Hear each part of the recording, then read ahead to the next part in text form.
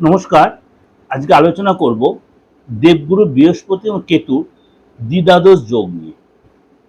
দ্বিদ্বাদশ যোগ নিয়ে অর্থাৎ গুরু এবং কেতুর এই গোচরে দ্বিদ্বাদশ যোগ তৈরি হয়েছে। অর্থাৎ দেবগুরু বৃহস্পতি বসে আছে কর্কটে আর কেতু বসে আছে সিংহ রাশিতে।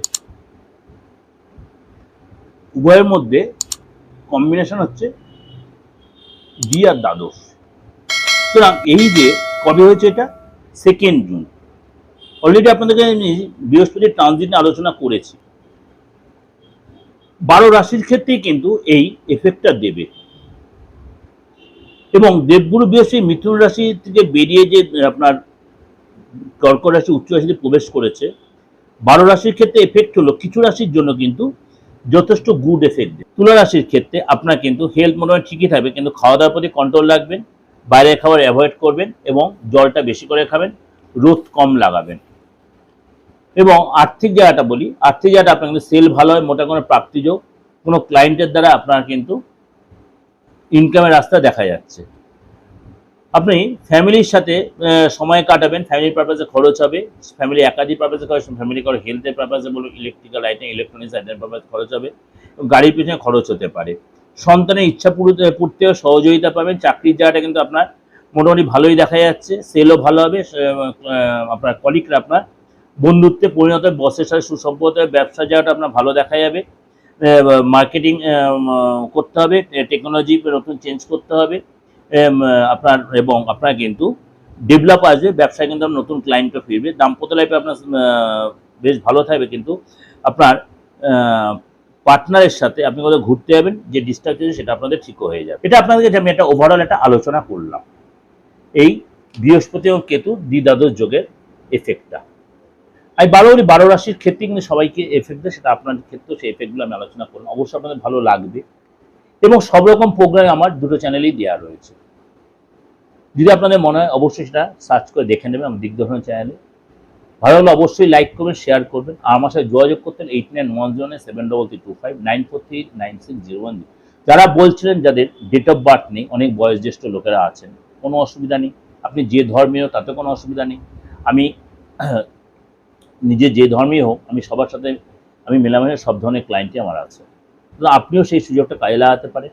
অবশ্যই এটা ফিস দিয়ে আমার সাথে কন্ট্যাক্ট করতেন, অনলাইনে বা অফলাইনে। আপনার সবসময় চেম্বারে আসতে এমন কোনো কথা নেই। আপনি সামনাসামনি ফেস টু ফেস বেসে যে বিচারটা পাবেন, অনলাইনে সেম টু সেম বিচার, বরঞ্চ আপনার আমার এত দূরে না এসে, এই গরমের মধ্যে এত কষ্ট করে এসে চেম্বারে ভিড়ের মধ্যে না থেকে আপনি অনলাইনে সেম বিচারটাই আপনি পেয়ে যাবেন। সেম বিচারটাই আপনি অনলাইনে পেয়ে যাবেন। সুতরাং আপনাকে একটাই বলবো, যদি আপনি মনে হয় প্রেডিকশনটা অবশ্যই না, আপনার ডেট অফ বার্থ থাকুক আর নাই, তো হাতটা দেখে ফেসটা রিড করি আপনি নিতে।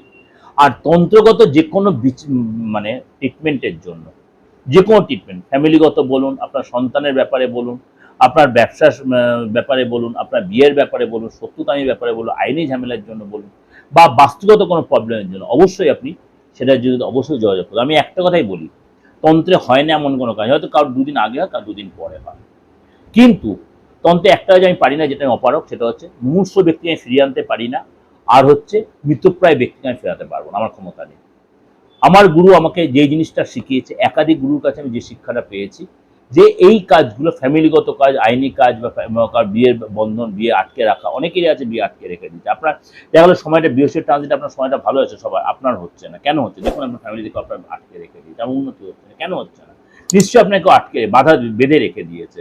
এই বাধাটা আগে কাটাতে হবে। আপনার উন্নতি হচ্ছে না, আপনার আইনি ঝামেলা মিটছে না, আপনার সংসার সন্তানের উন্নতি হচ্ছে, কেন হচ্ছে না? দেখা যাচ্ছে আপনি প্রার্থনা বলেছে এই রাশি এই বৃহস্পতি ট্রানজিট ভালো হয়েছে, বা দ্বিদ্বাদশ যোগের জন্য ভালো হয়েছে, আপনার কেন হচ্ছে না?